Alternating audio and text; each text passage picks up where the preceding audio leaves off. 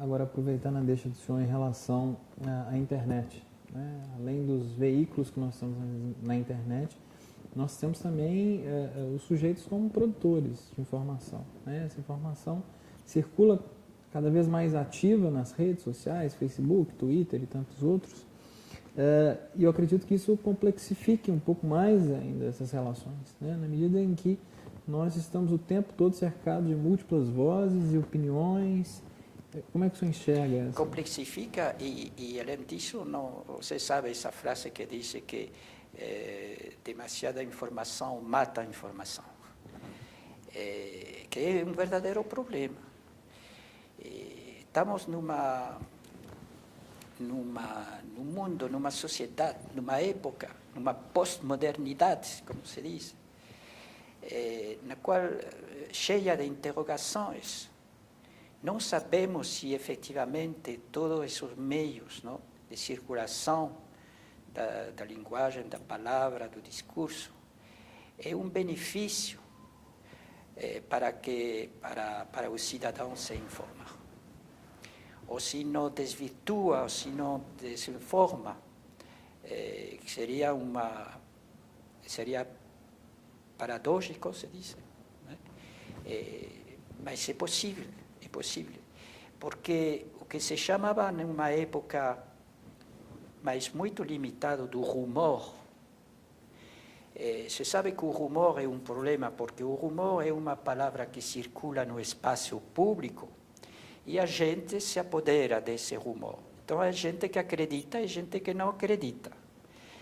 Agora, o rumor sempre passava de boca a ouvido, não? Era a gente. Agora, esse rumor vem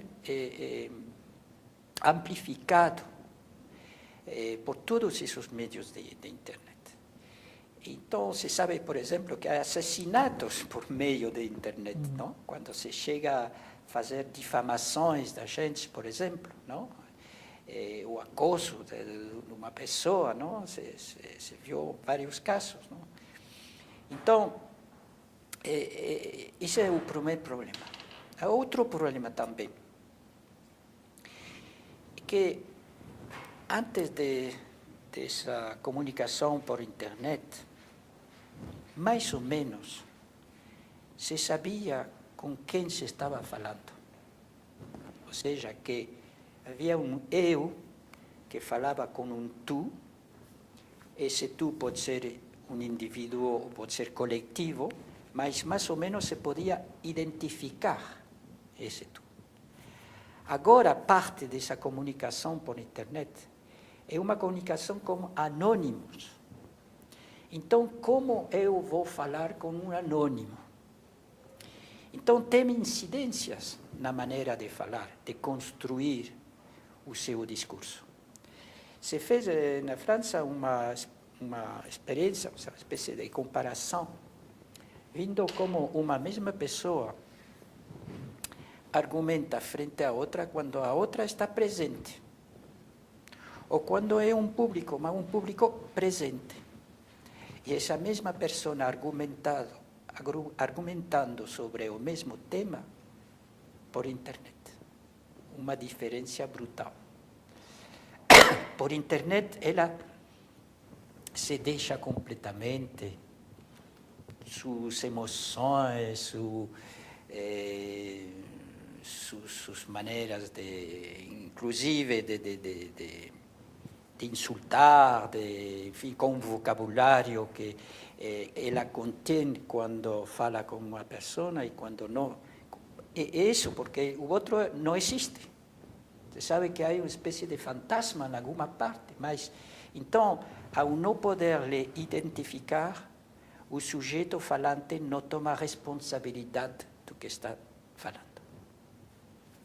Então, isso é um verdadeiro problema, né, para a sociedade pós-moderna. E a solução diante desse paradoxo? Muita informação mata informação. Qual que é a solução? Não sei, nossos filhos dirão se encontraram uma solução.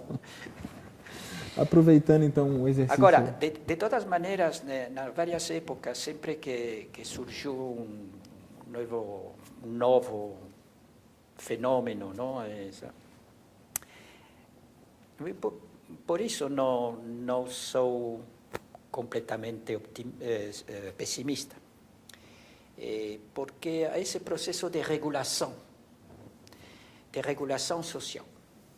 Então, por agora estamos num momento em que todo está aparecendo, surgindo, explotando, e ainda não dominamos, não controlamos. Mas eu acho que, pouco a pouco, por exemplo, o que está passando com a tentativa de controlar mais Google, tentativa, todos esses casos de Wikileaks, etc., não? Primeiro porque se vai descobrindo coisas que se ignoravam antes. Então, ao descobrir escândalos ou coisas que prejudicam o cidadão, então se vai procurando um modo de regulação novo. Agora, ainda não estamos nesse momento de regulação, mas eu penso que vai aparecer. Aproveitando o exercício de futurologia, por assim dizer, o que a gente pode prever para a televisão? E, é claro, tomando como base a experiência na França e, evidentemente, o Brasil a reboque disso. A televisão enquanto suporte. Não, eu não penso como alguns dizem que vai desaparecer. Se diz o mesmo do jornal, é verdade que o jornal tem problemas econômicos, mas o problema do jornal é um problema econômico, puramente econômico, não é um problema cultural. Jornal, prensa, né? Depois se diz que a rádio, com a aparição da televisão, a rádio vai desaparecer, e não desaparece. Não somente que não desaparece, senão que ainda é o suporte de informação mais potente. Não se diz porque parece que a televisão tem todo, mas como dizia antes, que a rádio se pode ouvir em qualquer momento, em qualquer parte. Então a gente, por isso, ainda há gente pobre que não tem televisão, etc., não? E ao estar num barzinho, por exemplo, tomando um cafezinho, ouve as informações que está. Bom. Então, a televisão não matou a rádio. Né?